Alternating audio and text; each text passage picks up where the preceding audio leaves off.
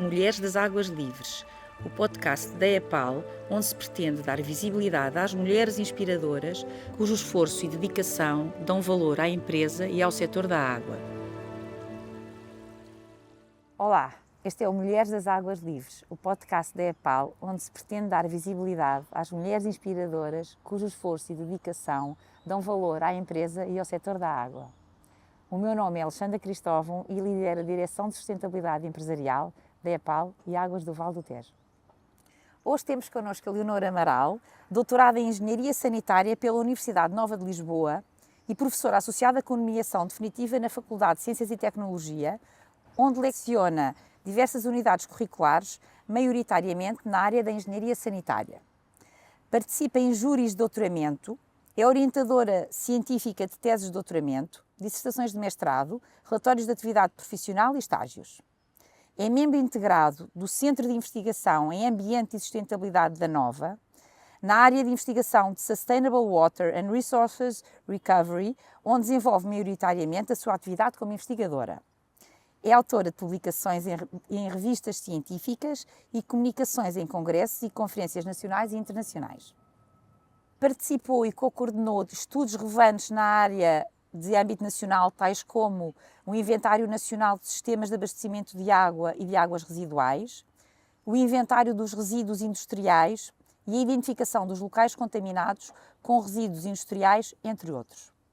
Como consultora na área de tratamento de águas residuais, tem participado de forma ativa em múltiplos estudos e projetos de prestação de serviços com diversas empresas e organismos públicos. Na Ordem dos Engenheiros, Colégio de Engenharia, foi coordenadora do Conselho Regional Sul, vogal do Conselho Diretivo Nacional e membro eleito do Conselho de Admissão e Qualificação. É ainda diretora da revista técnica Indústria e Ambiente. Descontraída, irreverente e com profundo sentido de humor, é inegável a extensão do seu conhecimento, assim como a capacidade para transmitir o mesmo. Não enverdar por atalhos, ter um elevado sentido ético e continuamente lutar pela justiça, valeu-lhe a alcunha de Mafaldinha. Diz que são os alunos que lhe trazem felicidade e não a investigação propriamente dita, e confessa que, ao fim de tantos anos, ainda se sente nervosa, prestes a conhecer uma nova turma. Professora Leonor, muito obrigada por estar hoje connosco no Mulheres das Águas Livres. Muito obrigada eu, Alexandra. Eu, enfim, com todas as possíveis cautelas que aconselhariam a que não estivesse aqui, mas sendo esta uma iniciativa destas, envolvendo mulheres, águas e livres, enfim, é com muito gosto e muita honra que aqui estou e agradeço o convite e espero, enfim, não decepcionar. Então, pondo dessas cautelas para trás das nossas costas, queria começar a perguntar-lhe uma questão que me intrigou desde logo que comecei a preparar esta entrevista. Ao ingressar no ensino superior, optou pela segunda edição do curso de Engenharia pela Faculdade de Ciências e Tecnologia, na Universidade Nova de Lisboa, na altura ainda situada no Seminário dos Olivais. Isto aconteceu há mais de 40 anos e quando pouquíssimo se falava do ambiente. O ambiente ainda era um tema que mal se falava no nosso país. O que é que ele levou a tomar esta decisão? Pois, isso é uma decisão de que eu não me arrependo de maneira nenhuma. O meu gosto pessoal ia para as áreas da matemática, tudo o que tinha a ver com matemática. Confesso que química nunca me interessou, enfim, e de facto isso não era possível, não era uma hipótese.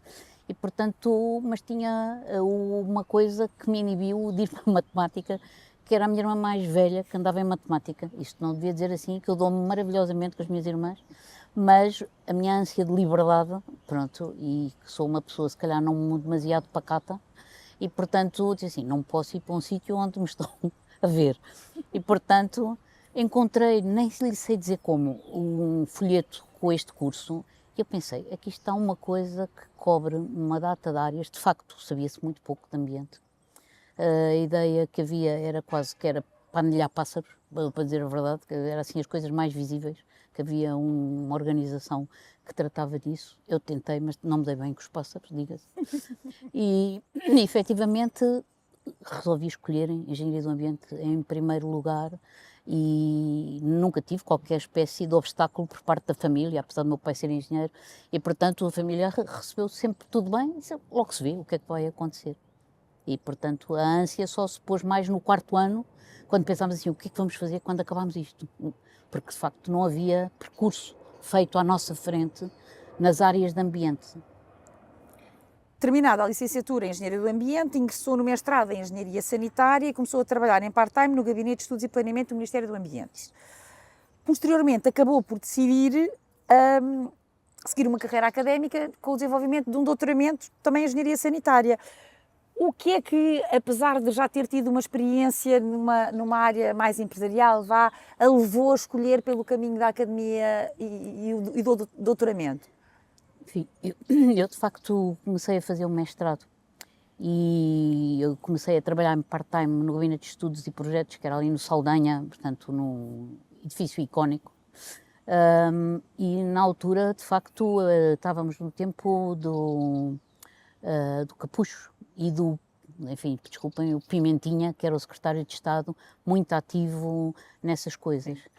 Depois surgiu a oportunidade em abril, de entrar para assistente. Pronto, eu tinha concorrido e eu pensei que era uma boa oportunidade ir experimentar, de facto, a vida académica.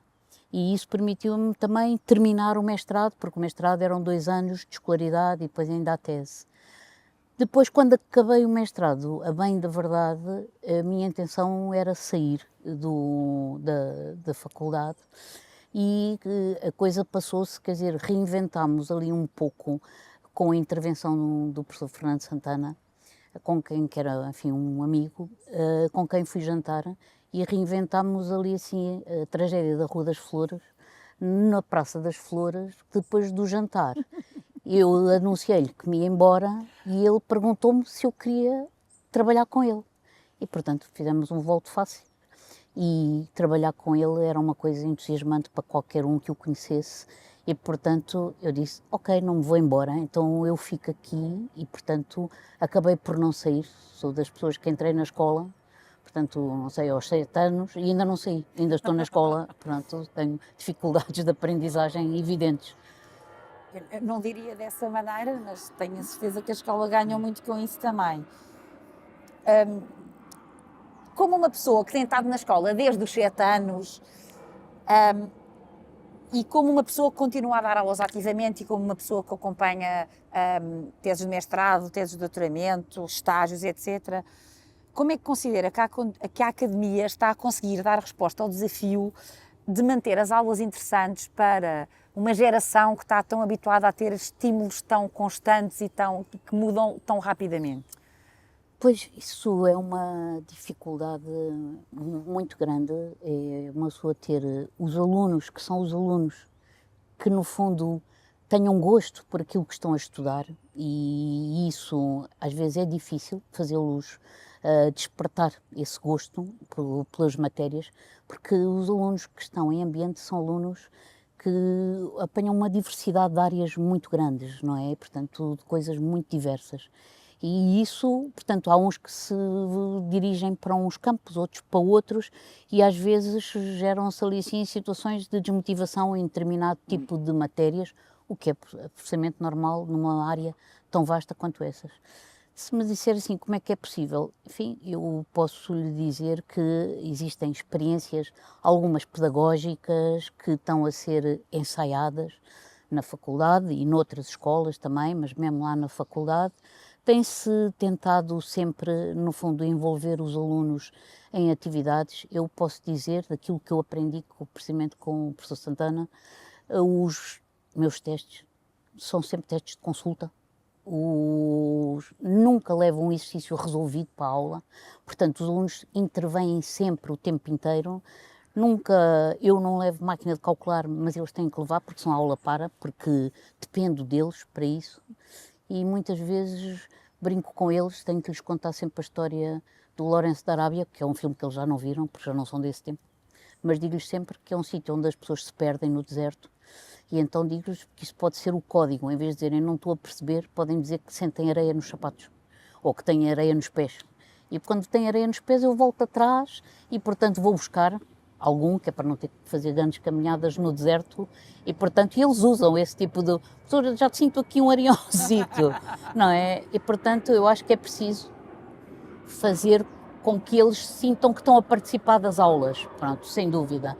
Ora, nestas coisas acaba por ser difícil, porque somos menos docentes, os alunos, as turmas continuam a ter o mesmo tamanho e, portanto, às vezes é difícil, sem dúvida, motivá-los, pelo menos a todos, não é? Mas, felizmente, eu tenho um orgulho enorme, enorme, enorme na minha vida, em todas as gerações que eu fui assistindo de engenheiros do ambiente e engenheiros sanitaristas, que, no fundo, ocupam hoje em dia lugares profissionais de relevo, e sem ser de relevo, mas quer dizer, de facto, entre quando eu fui para o curso e aquilo que é hoje, toda a gente sabe o que é ambiente, todos têm os seus problemas, identificam, todos participam e há, enfim, eu poderia dizer cerca de 2.000 alunos formados ali assim, que de alguma maneira tiveram o azar ou o privilégio, enfim, de me ter encontrado, consoante a perspectiva. E eu sinto-me feliz por ter participado da vida dessas pessoas que ainda hoje, muitas delas, obviamente não serão todas, mas muitas delas são super carinhosas e super atenciosas, e para mim é sempre um prazer imenso encontrar todos esses profissionais de relevo que, no fundo, são aquilo que eu sinto que fiz na minha vida profissional, só ter contribuído para a formação de todas essas pessoas, de uma maneira ou de outra, umas vezes com matérias, outras vezes com conversas. Uma vez um aluno de mestrado que me pôs nos agradecimentos, que era pela orientação e sobretudo por todas as conversas sobre tudo e mais uma coisa, não é? E portanto isso é que me dá a tal felicidade que há pouco falava, é esses momentos que fazem valer a pena aquilo que faço e estar na academia, sobretudo. Olha, gostava verdadeiramente que todos os jovens que estão agora na faculdade e que aqueles menos jovens que por lá passaram pudessem ter uma experiência com uma Leonor qualquer que lhes tivesse tirado a areia dos pés. E acho que aqueles que se cruzaram consigo concordam efetivamente que aquilo que foi ter tido o privilégio de passar pelas suas mãos efetivamente conduziu a que sejam profissionais de sucesso. Leonor, sente que os jovens se estão a afastar da engenharia? Bom, infelizmente, e com toda a crueza, eu acho que sim. Não porque eles não gostem da área da engenharia, mas de facto a sociedade mudou e eu percebo que os jovens procuram formação que lhes dê oportunidades. E sinceramente eu acho que a dificuldade deles sentirem que têm essa vocação e que querem optar pela engenharia tem sobretudo a ver com a valorização da carreira profissional de engenheiro. Eu ainda há pouco tempo, a minha filha veio ter com uma amiga que fez 30 anos e na festa dela eram todos engenheiros civis. E ela disse, e de se calhar 12, 2 estavam a trabalhar em engenharia civil, porque os outros estavam noutras coisas. Não é que não gostassem do que estudaram, mas porque sentem que são melhor remunerados noutras áreas de atividade. E eu acho que isso é uma coisa que é preciso encarar. De facto, esta sociedade não pode estar sem engenheiros. E a crise da engenharia não é só cá em Portugal. Há empresas que vêm recortar a Portugal, há empresas que têm dificuldade na Alemanha, nos países europeus, e, portanto, é preciso, de facto, valorizar a carreira de engenharia dos engenheiros e, portanto, essas funções. Eu acho que não é falta de vocação, é, sobretudo, a remuneração podem oferir depois disso. Vê como instrumental a necessidade, como uma pessoa que está na academia, vê como instrumental a necessidade de estar em constante ligação com o mundo empresarial para desenvolver tudo aquilo que faz a nível da investigação, mas também a nível da docência na sala de aula? Absolutamente, absolutamente. Quer dizer, eu acho que os momentos que me dá prazer são os desafios que tenho, muitas vezes, em que envolvo alunos, a participar na resolução de situações ou contribuir para investigar coisas que as empresas têm necessidade e que por vezes, porque ou não têm recursos humanos, não é que não tenham a capacidade, têm a capacidade toda, às vezes não têm os recursos humanos necessários para no fundo desenvolver determinado tipo de temas e portanto nada pode ser mais formativo para os nossos estudantes que para além daquilo que sejam os livros, as fontes todas de saber, sentirem-se e isso é o que eu penso que a engenharia é participarem no desenvolvimento, na solução, encontrar, no fundo, alternativas e, sobretudo, apontar caminhos, porque acabam por ser experiências também profissionais para eles e ensina-se muito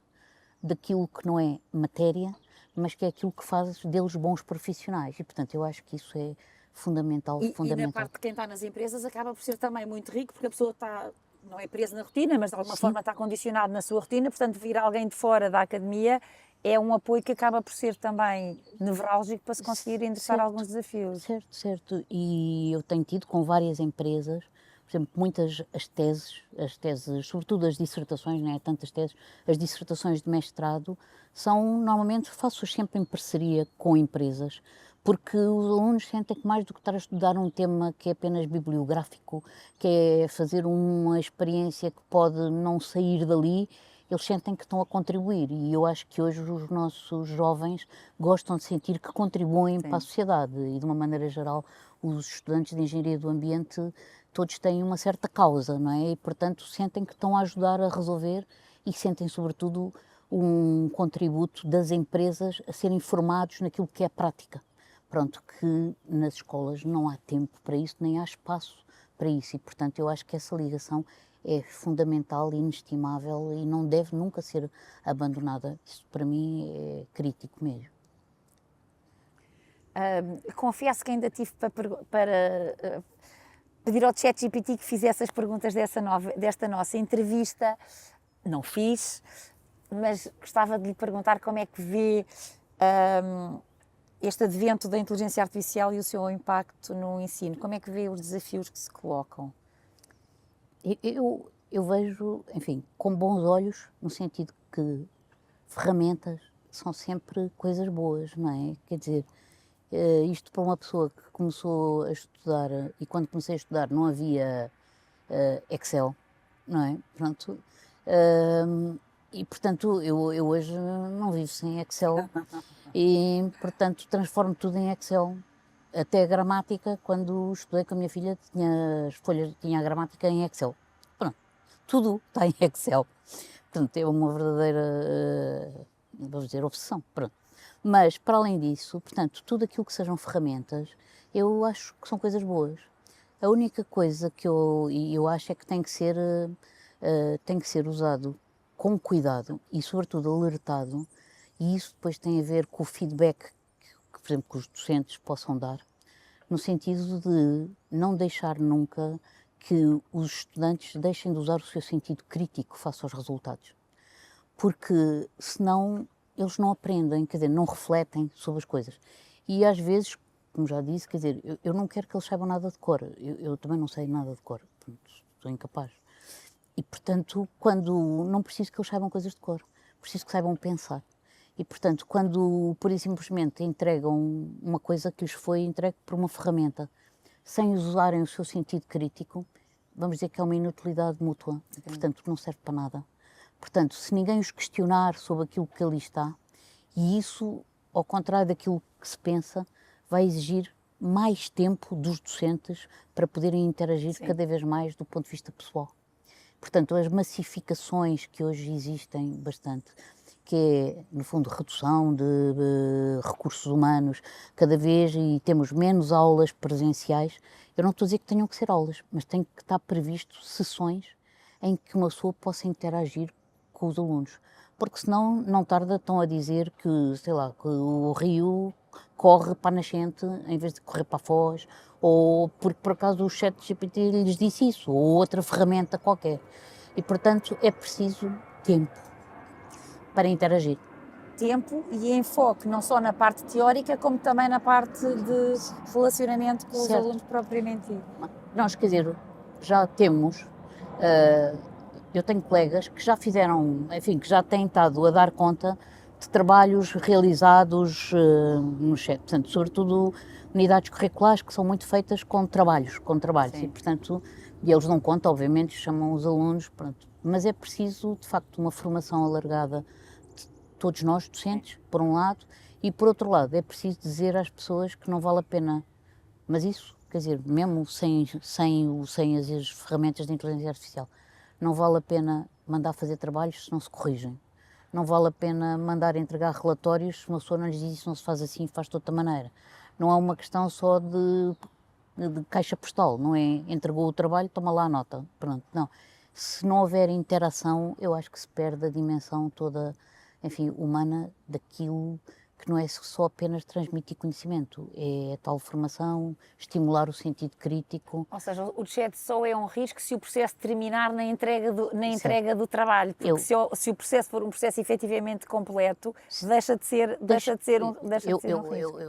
Eu penso que sim, Pois, portanto eu não faz sentido. vejo Faz com sentido. susto, vejo dizer assim, com a precaução que é preciso ter os meios para, no fundo, depois discutir aquilo que está entregue. Certo. E após alertar, não é uma questão de descobrir como é que se evita determinados erros, não, é o contrário.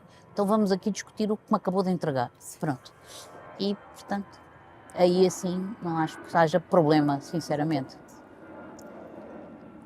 Fazendo jus à Leonor, fazia todo o sentido estarmos na Academia das Águas Livres, que é um local onde se desenvolvem e valorizam as competências dos técnicos do setor da água e do ambiente. Aliás, a professora dá aqui, leciona aqui na pós-graduação e noutras ações que temos. Portanto, nem fazia sentido estarmos noutro sítio. Considera que o reforço de competências de uma pessoa efetivamente nunca tem fim? Portanto, que até enquanto estivermos a trabalhar, devemos ir aprendendo? Absolutamente. Eu acho mesmo quando deixamos de trabalhar. Sim, tem toda a razão. Mesmo quando deixamos de trabalhar. É uma coisa que eu vou lhe dizer, não sei se vou concretizar ou não, mas que no dia que deixar de trabalhar, um dos meus objetivos, imagina, é ir aprender música. Porque me aborrece, eu sei que há línguas que uma pessoa não lê, mas quando a gente vê uma página, a gente tem a tentação de ler. Porque é que eu olho para uma pauta e não sei lê-la? E, portanto, isso enerva-me um bocadinho.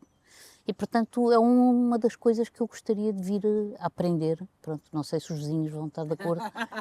Se calhar a bateria é um bocadinho mais difícil. Sim, pronto, mas pode ser que, pronto, era coisas, eu acho que as pessoas não devem parar de aprender, porque não é só por uma questão de preservação do nosso estado mental. Acho que a curiosidade faz parte da vida e quando as pessoas deixam de ter curiosidade, acho que murcham, não é? E, portanto, eu acho muito bem todas as ações de formação ao longo da vida e, portanto, as coisas não têm que ser dolorosas. Eu não estou nada da visão que as coisas têm que ser penosas e dolorosas, têm que ser sérias e rigorosas, mas eu acho que um bom estímulo, toda a gente, eu digo isso aos meus estudantes, que é sempre bom o dia que eu aprendo qualquer coisa.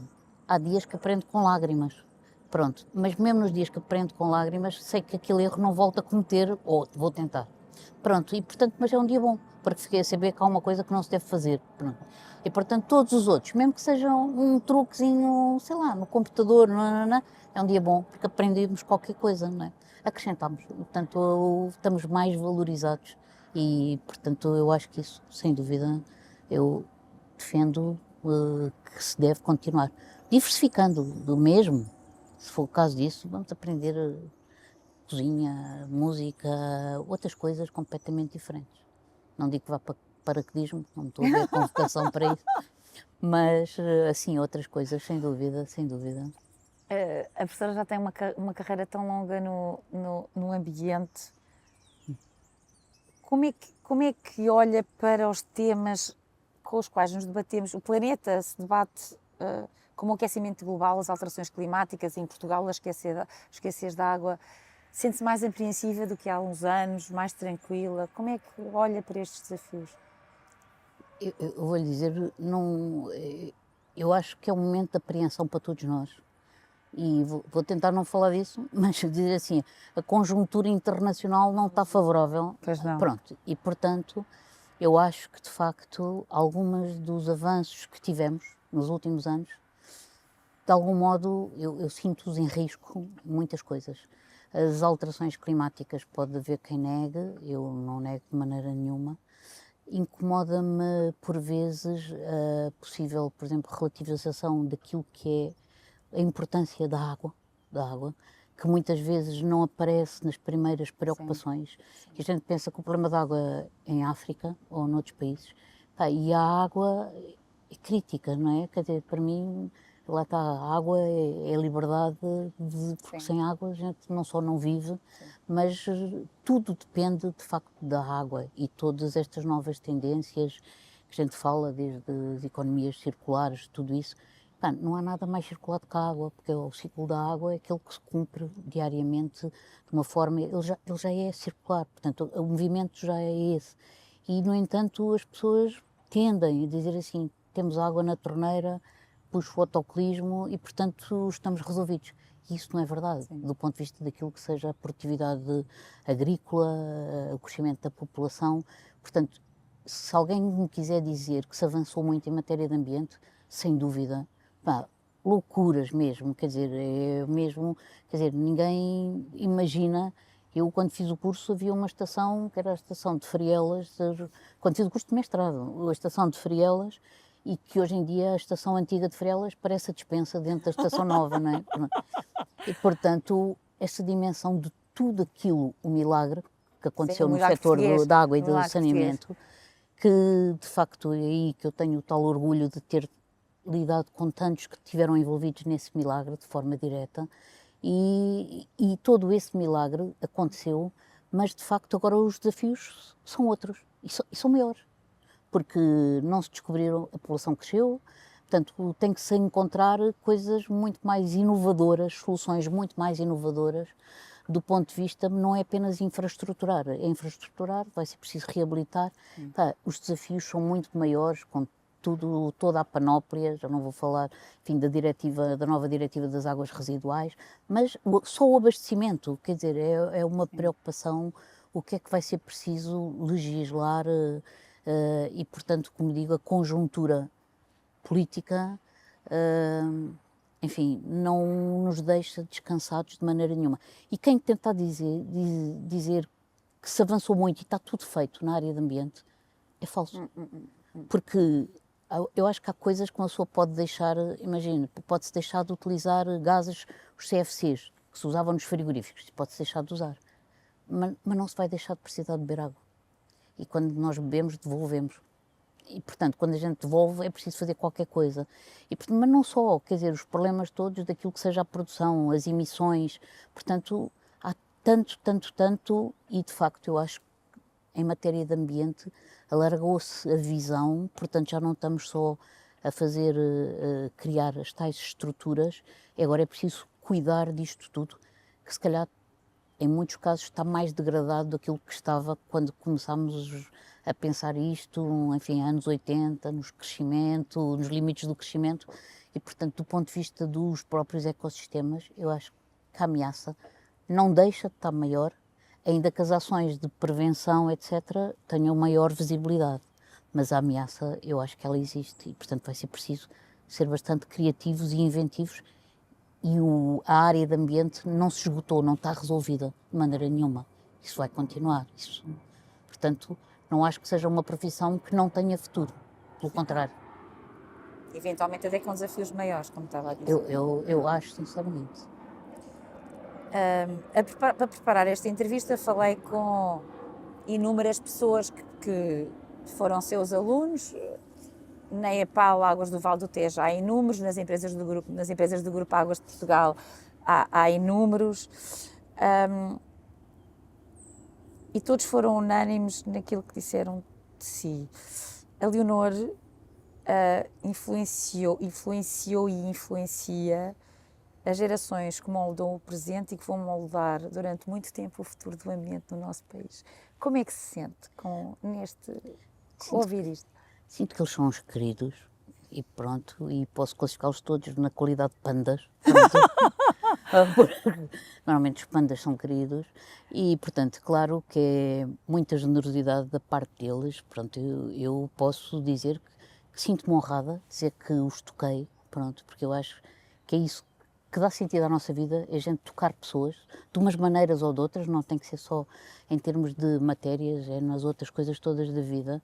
E eu tenho, de facto, o privilégio também de ser tocada por todos esses meninos, meninas, os meus pintinhos todos que pai andam, já são bem galaró, mas que de facto me enchem a alma e dão muito sentido àquilo que foi a minha vida profissional e pessoal também, porque muitos deles são meus amigos pessoais, muito meus amigos e, portanto, só me posso sentir muito honrada por essas pessoas fazerem parte da minha vida e terem a amabilidade de dizer que eu que os toquei dessa forma. Portanto, sinto-me verdadeiramente grata e uma pessoa realizada desse ponto de vista, mas não fosse só isso que me bastaria para dizer assim, valeu a pena.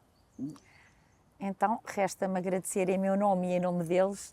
Leonor, muito obrigada por tudo e por tanto. Muito obrigada. Muito obrigada eu e deixo, de facto, apesar da preocupação, uma mensagem de esperança a todos aqueles que venham a trabalhar no setor da água e seja agora e no futuro e que sejam todos tão brilhantes quanto todos aqueles que ocupam hoje todas as posições e que estão a trabalhar ativamente no setor do ambiente e da água em particular, porque enfim, é aquilo que normalmente a minha área, onde eu os toco. Mas os outros são igualmente queridos e tenho maior ternura por eles e como digo, são motivo de orgulho muito grande para mim, muito grande.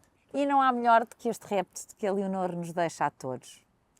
Este foi mais um episódio do Mulheres das Águas Livres. Junte-se a nós no próximo.